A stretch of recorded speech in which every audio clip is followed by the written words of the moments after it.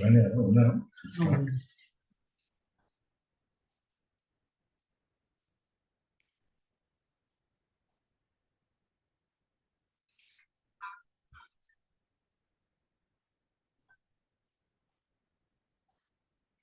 YouTube YouTube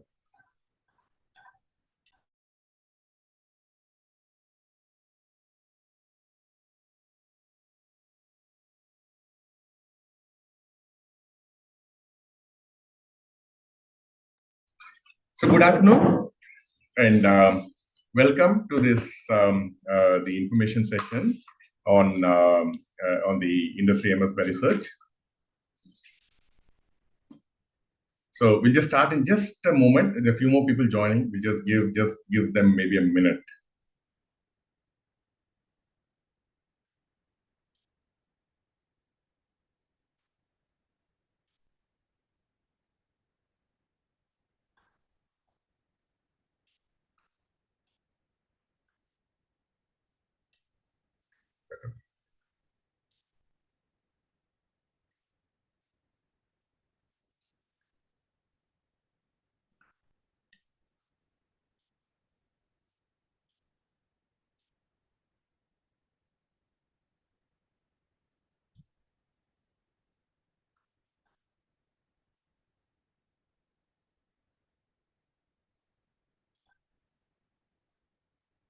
Okay, so so good afternoon and welcome to this information session on the Industry MS by Research program. So I'll just take a few minutes and just present a quick overview of the program, and then we'll just take the questions. So let me just present this.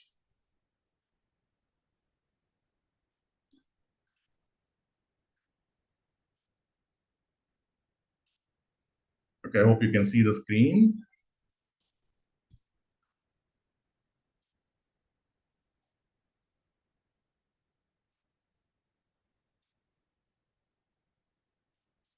Okay, so the industry-sponsored MS by Research program. Screen converted. No. I mean my shared screen hasn't showed up yet. It's not yet.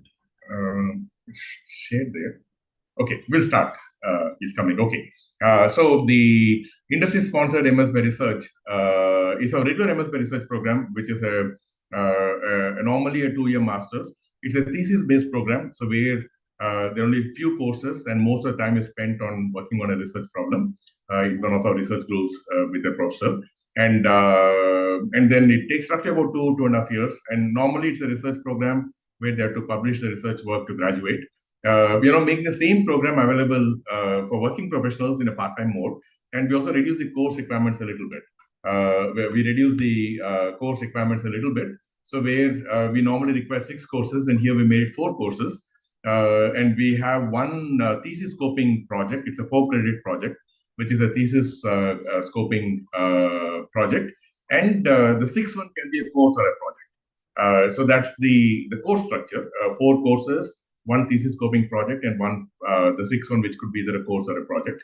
And then the next second half, or more than the second half of the program, is the thesis. And this thesis, unlike our regular MS, we're okay if they work on a system building project. They work with a professor where they're converting some of the research work into a system, and working closely with the professor, and which is also like more than 60% of the overall program would be such a project. And this system project could be jointly advised as well by one of our professors and somebody from the company. So the overall program structure is, like I said, 4 courses, and there's 1 thesis scoping project, and then 1 additional elective, which could either be a project or a course. And then the second half of the program is the thesis project, which is a significant part of the whole course. The physical classes have to be on campus. The 4 courses, they have to be on campus. But the project and thesis can be off campus. It's between you and the advisor, the professor who's advising your thesis project. And so it need not necessarily be on campus every week. So long as you meet once in a while, it's okay, it can happen remotely. We're also hoping that this system project can be jointly decided between the company and the research lab. We can jointly decide on a project. So where you can also do some work in the company if the company is okay with it. And we would definitely like an advisor from the company, even if the problem is not a joint problem. We'd like an advisor from the company. But otherwise, it could also be a joint problem. So, so that's a quick overview. I will leave the structure on the slide, and we can take questions. If there are any questions, we can take the questions.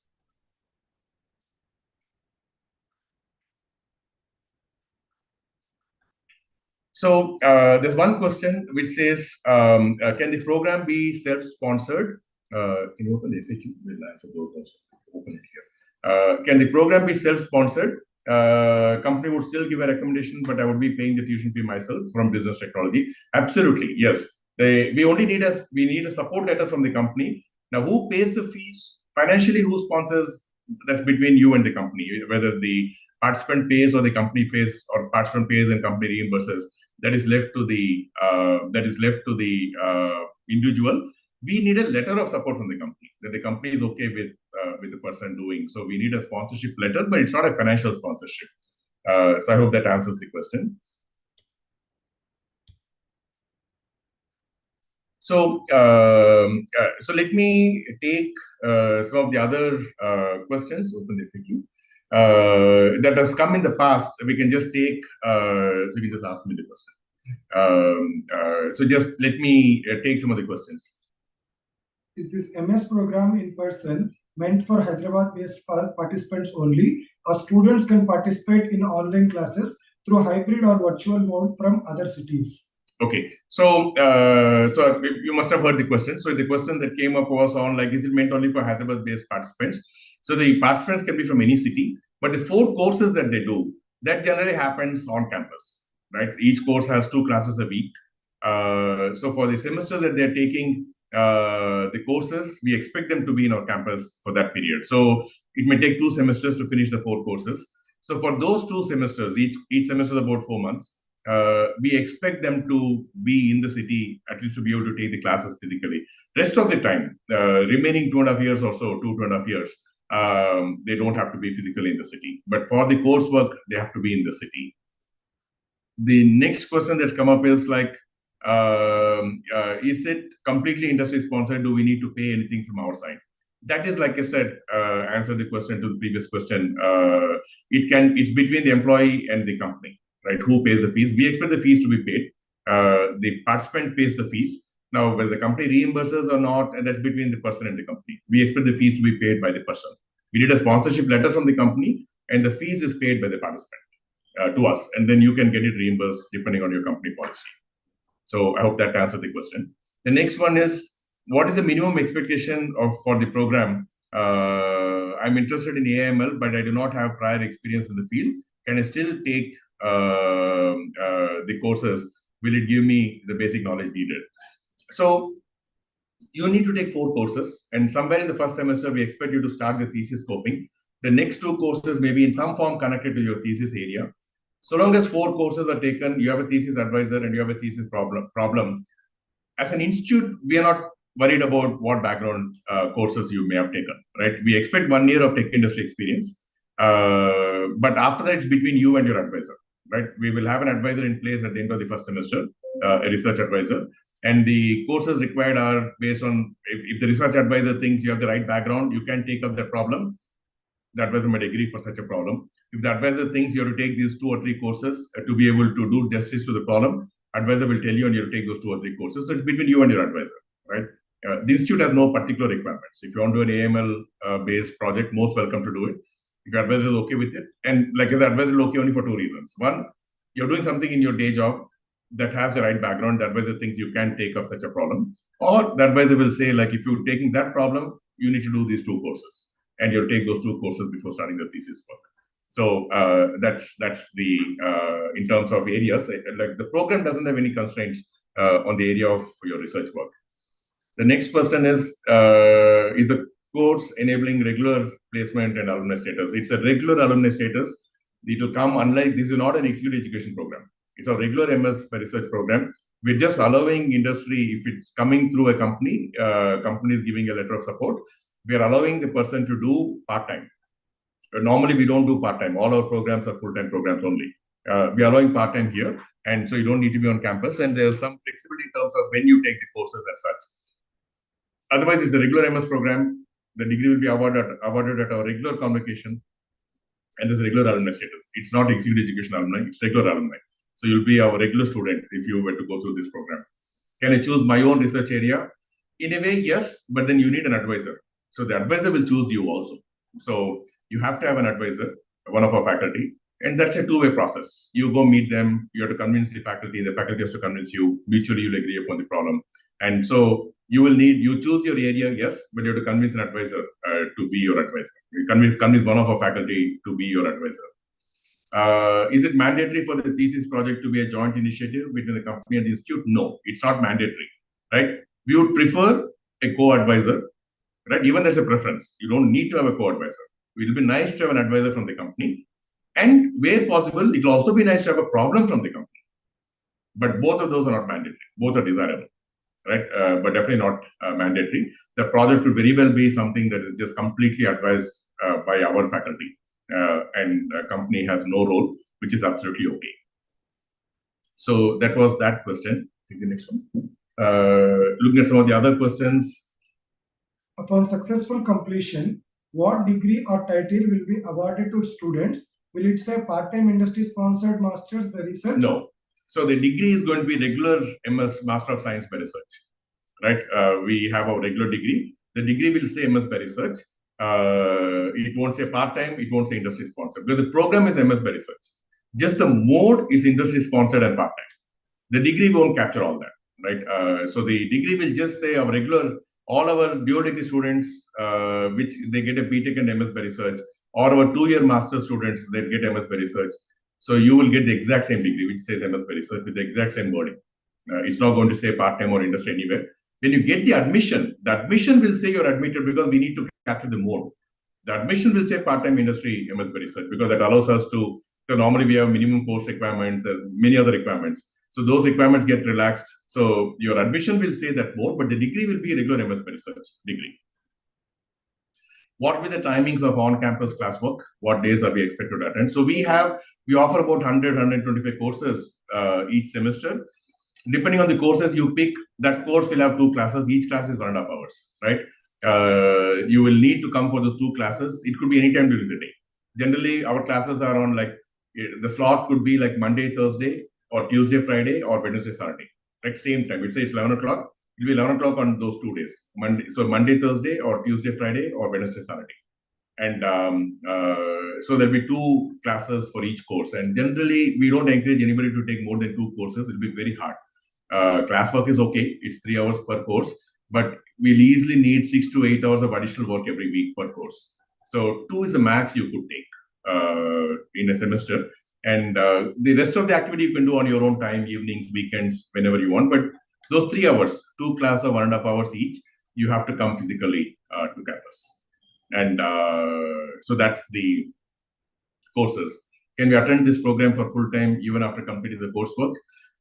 We will see, though we expect those to be exceptions. The admission is happening assuming you're working. Definitely you need 1 year's experience.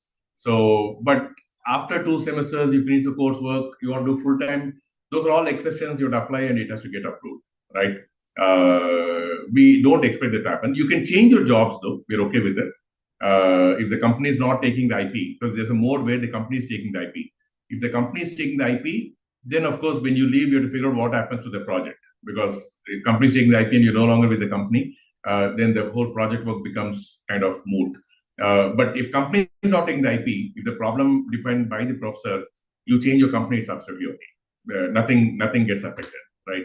The NOC from the company for the admissions, NOC need not be by June 30th. You have to apply by June 30th, right? We don't need the letter can be given later. You don't need to give by June 30th, but the letter is definitely required before the program starts. Confirm whether there's any limit on seats, number of students who would be converted to regular MS. There is no conversion to regular MS. This is regular MS, right? You're just doing it in part-time mode. So there's no conversion to regular MS. It is regular MS. Full-time MS is a different problem. That we will see. Once you finish your coursework, 2 semesters at least completed, we will see at the time. It shouldn't be a problem. Our academics, especially masters and research programs, are fairly flexible. But the admission to regular MS, the scholarship and all that depends on how it happens. There's a process for scholarship, right? Converting to full-time mode is relatively straightforward, but the scholarship depends on the professor and such. So that should be taken on a case-to-case basis. It's not designed to be that. While yes, that is possible, you can convert to full-time. The design is like very few people quit their jobs. That's why we're doing this event. Very few people quit their jobs. So we're assuming that every participant continues to work. But yes, if somebody wants to convert full-time, we'll discuss at that point. Can we take additional courses than recommended by the program? Absolutely. Most welcome to take more courses. There's no restriction on how many courses you take. The minimum requirement to graduate is 4 courses and 2 of those thesis projects. 2 of those projects, where the 6th one can be a project or a course. And the thesis itself. The thesis project is a large project. So there can be 2 course projects and 1 full thesis project. So 4 courses, 1 thesis scoping project, and 1 elective or a project. 6 courses equivalent is required, and then the thesis project itself. You want to take more courses, most welcome. Somebody to take more courses anyway.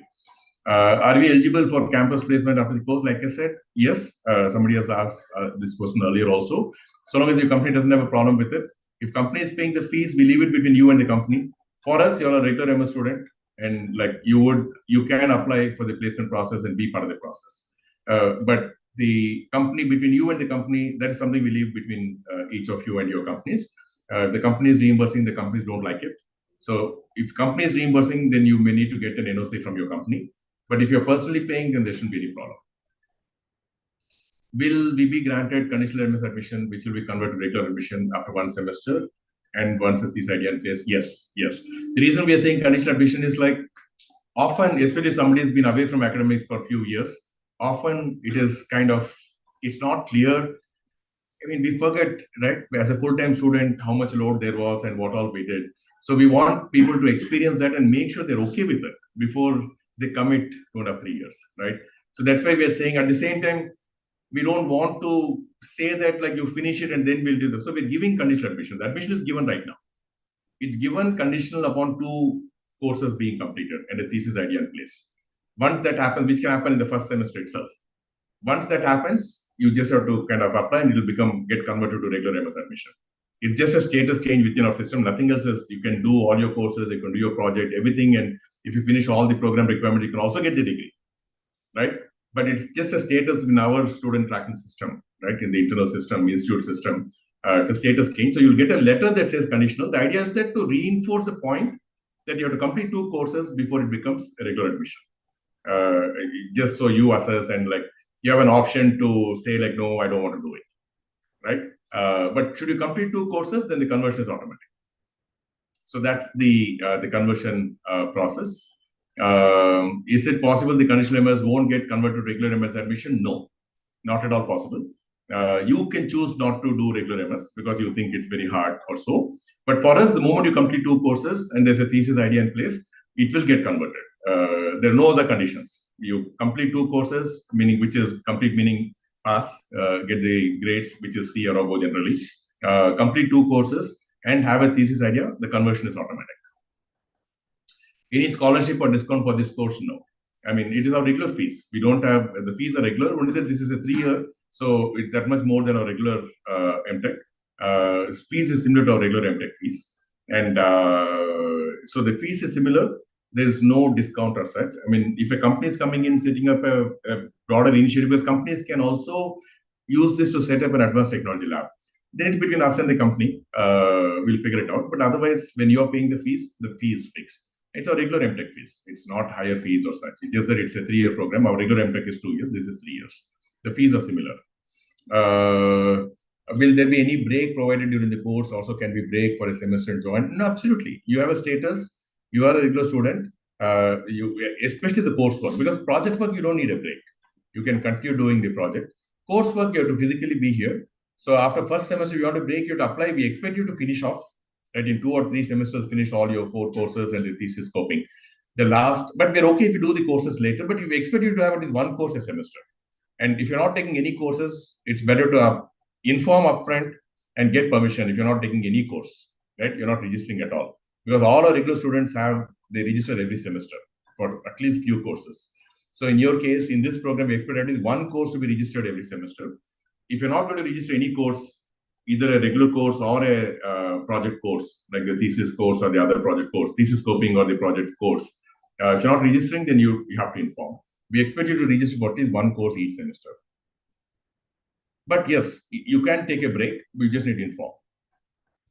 Course needs campus present, but I work in Kolkata. Is there any provision to visit campus once? Not in the current structure.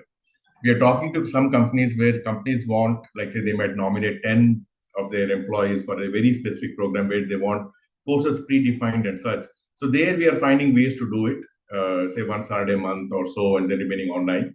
But that is when a company structures that whole program, right? Where they say we want all our people to do work in certain area. Could be computer vision, could be robotics, could be LLMs, could be speech, right? Then it's possible. But otherwise, our regular courses, unfortunately, we can't do it online. So you have to be here physically in campus. What's the intake of this program? We don't have any particular number in mind. If all qualifying participants, we will take.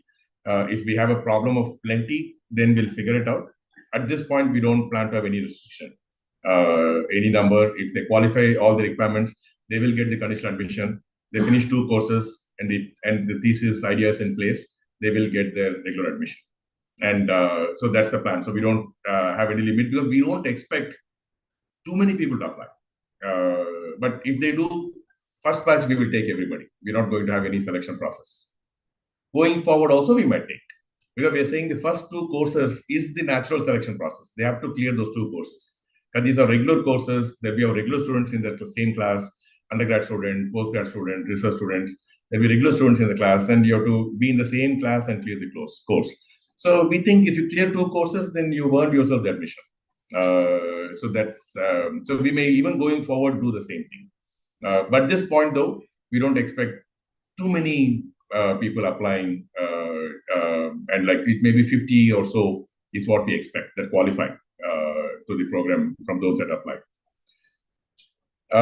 Could you please confirm who will be paying the total MS Research fee for the industry sponsored program? I see that an application fee.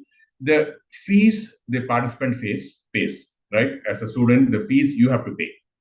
You could get it reimbursed. That's between you and your company, right? For us, the participant pays. We only need a letter from the companies. Since they're working professionals, we need a letter from the employer as part of the admission process, right? The letter which basically says they're okay with you to do. They don't need to talk about the fees. That's again between you and your employer. We need a letter from the company that says that they're okay for you to do your master's. It's an NOC letter that we need. But otherwise, fees itself is between you and your company.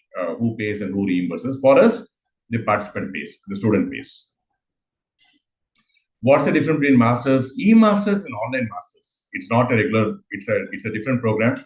It's a very light program. And it's an executive education program. So that program, the degree is given differently. It's an executive education program.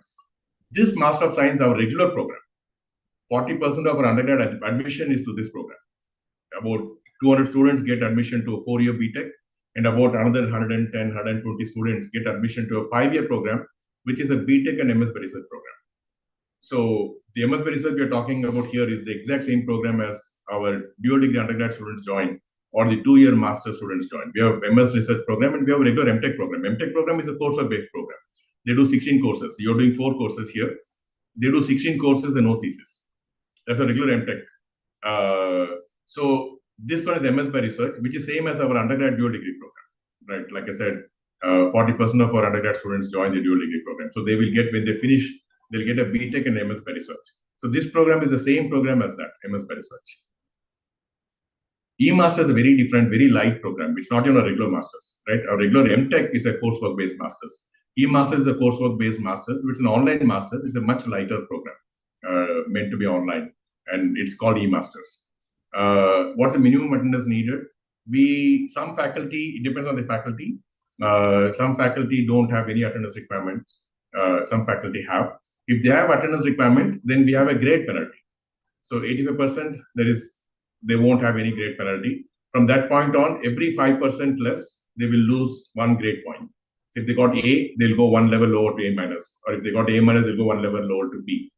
Right? If this 10% less, say they only get 75%, then it's 2 grade point penalty. Right? You got an A minus, then you'll go down 2 levels, B and B minus. Right? Or if you got B, you'll go 2 levels down to B minus and C. So there's grade penalty. So the attendance requirement is for not having grade penalty.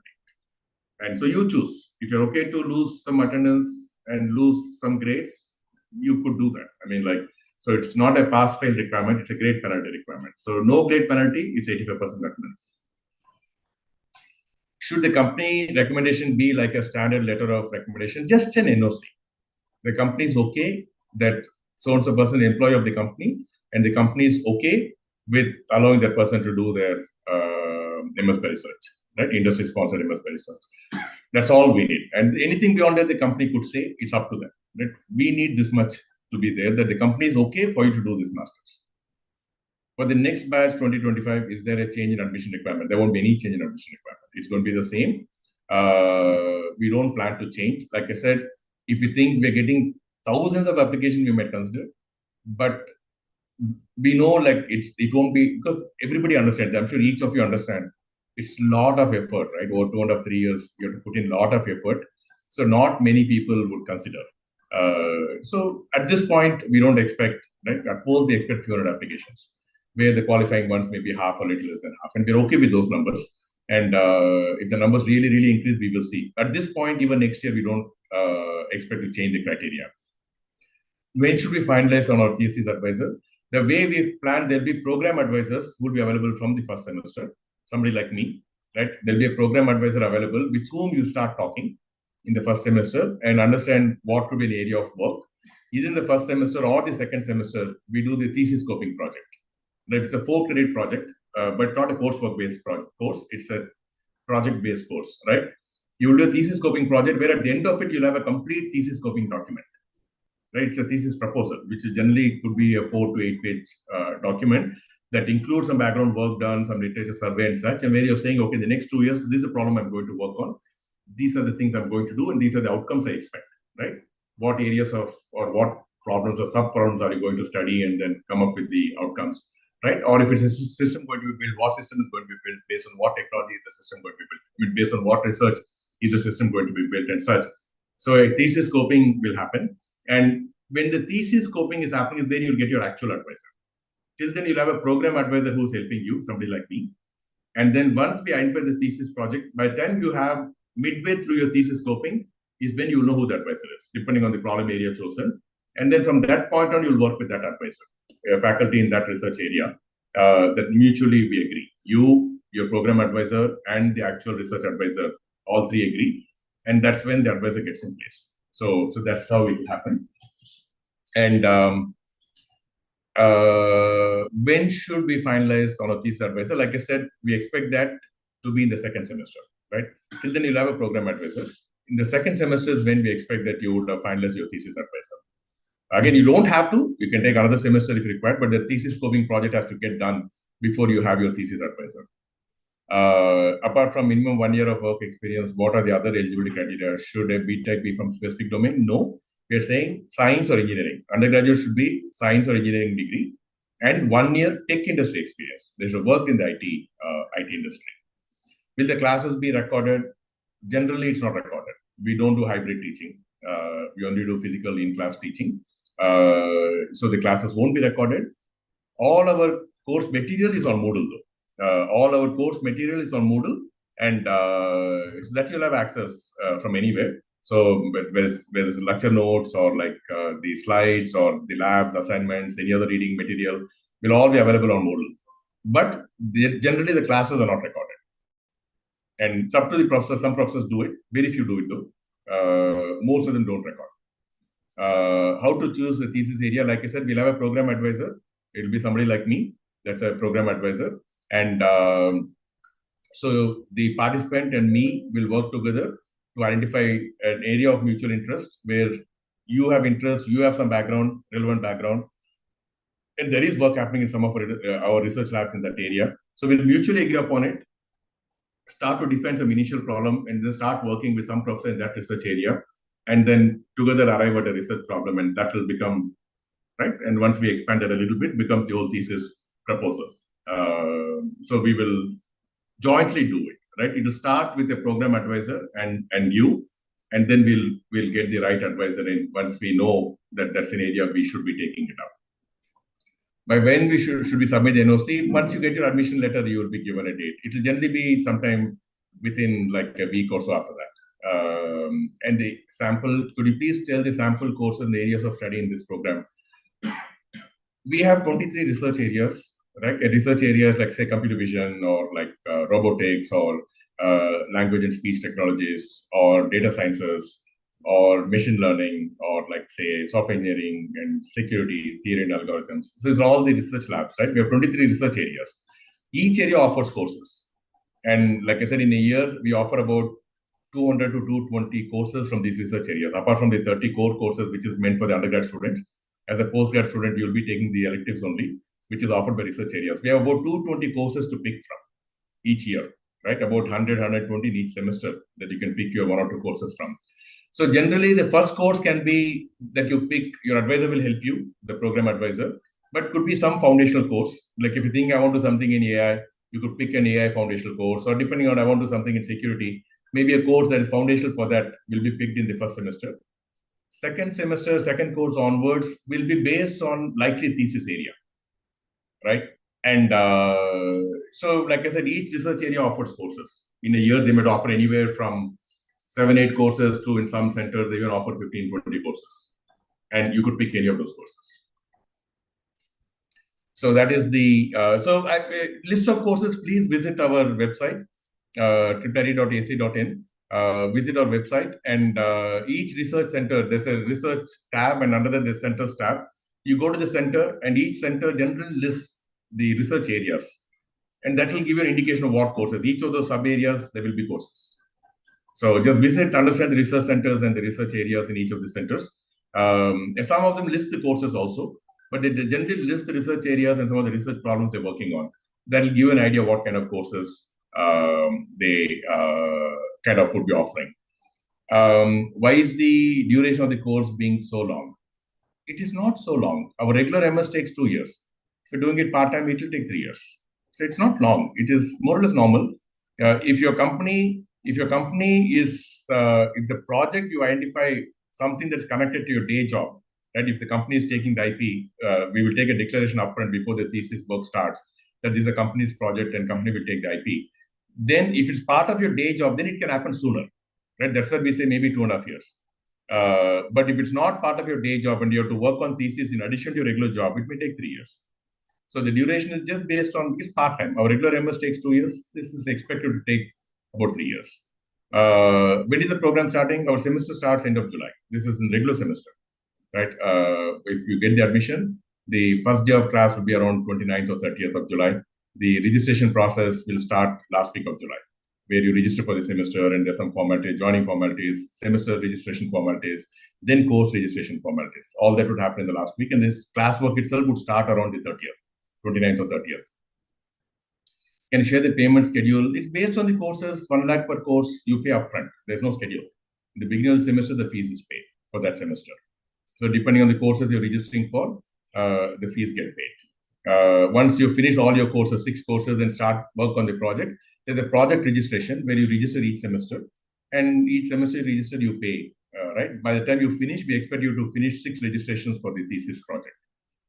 And how you do it, we leave it up to you, right? You could do 2 a semester, 1 a semester, and do 2, 3 later.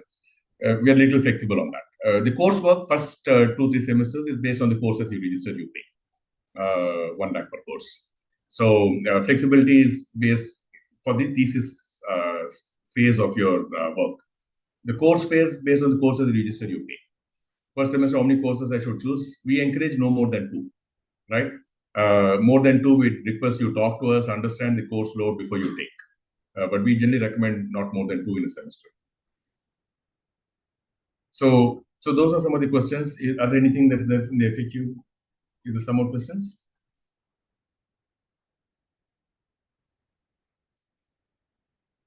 Not the fees, something we didn't discuss.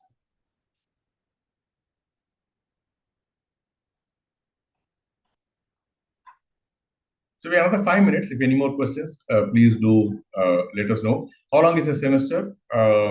Generally, our semester lasts about 4 months, including the exams and everything. Like this July semester starts last end of July, and the classwork will generally finish around the third week of November, and last week of November would be the exams, and early December the semester results come out. I mean the transcripts and such. All the each course you'll get the grades and such. So the semester itself is roughly about 4 months and 2 semesters.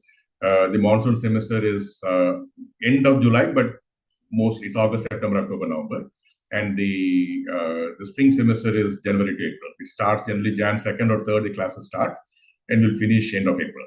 So it's roughly 4 months, including exams and grades, maybe slightly more than 4 months, but roughly 4 months.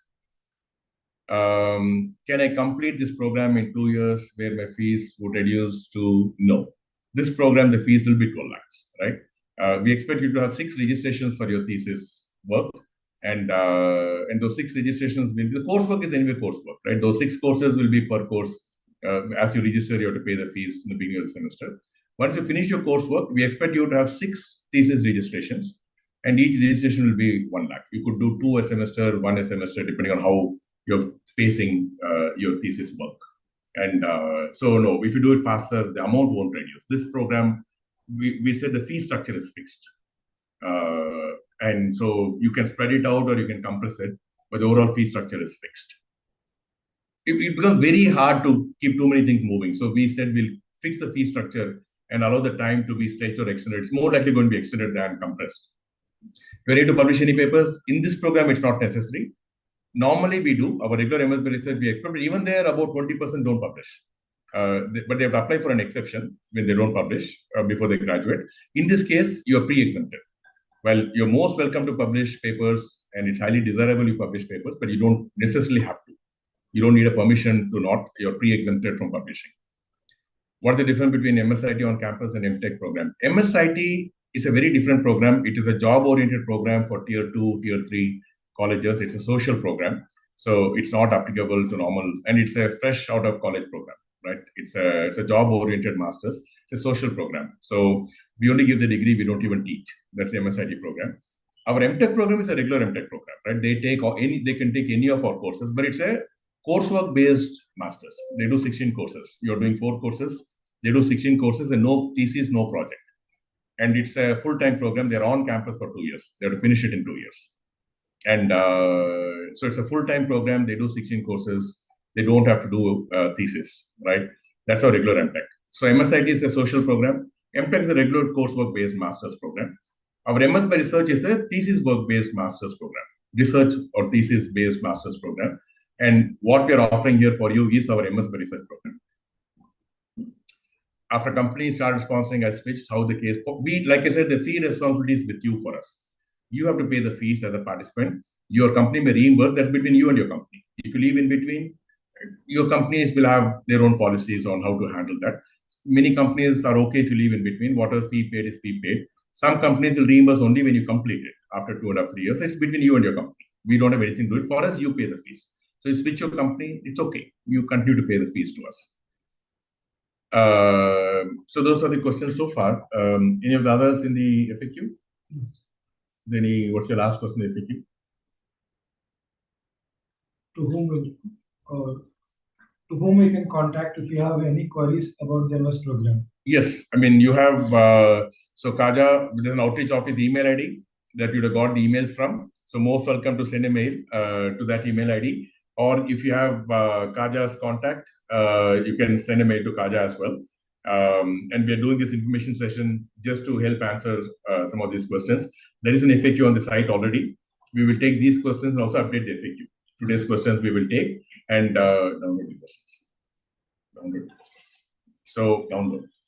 Now download the questions. So we will take these questions and update the FAQ. So there's an FAQ on the site as well. Otherwise, just drop an email. There's an email ID on the site also.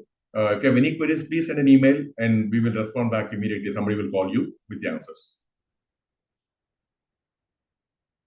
So we're almost at the end of the 45 minutes. We have a few more minutes. If any further questions.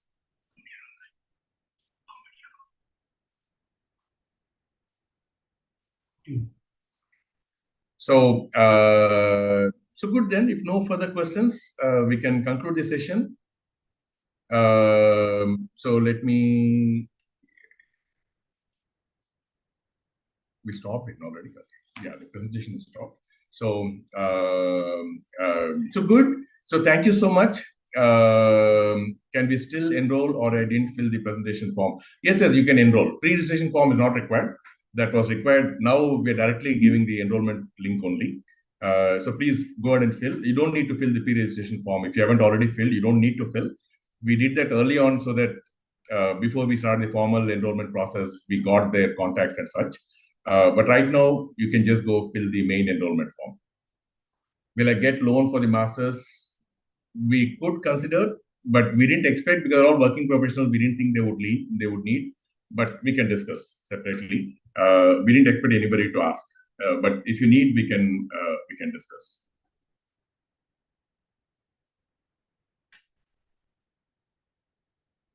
So good.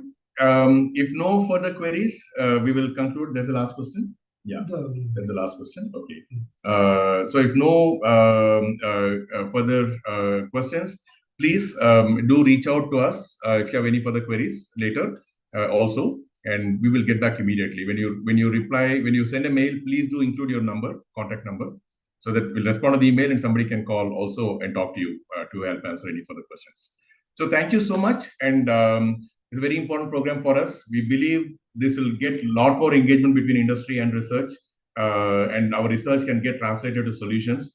Because generally in research institutions, most of the research teams are fresh out of the system. They do their undergrad, they do their postgrad, and directly get into research. Unlike in US or Europe, where at least half of any research group will be people from industry, right? After 5, 10, 15, 20 years of working, they would come into research. In India, it doesn't happen, almost never happens. So the nature of research is very different what we do here from what happens in, like, say, US or Europe. And we believe this program will get us easily 30 to 50 participants from the industry joining the research labs every year. And that completely changes the contours of research. So it's a mutual win-win. We are very excited about this program, getting that kind of interest, that kind of experience into the research labs. And we hope it, of course, helps you as well, get you a nice research master's and get you very, very deep in a certain tech area. So we hope it's a win-win. And we are very excited. So looking forward to having many of you, all of you, in the master's program in the coming weeks. Thank you, and wish you all the very, very best. Thank you. Bye-bye.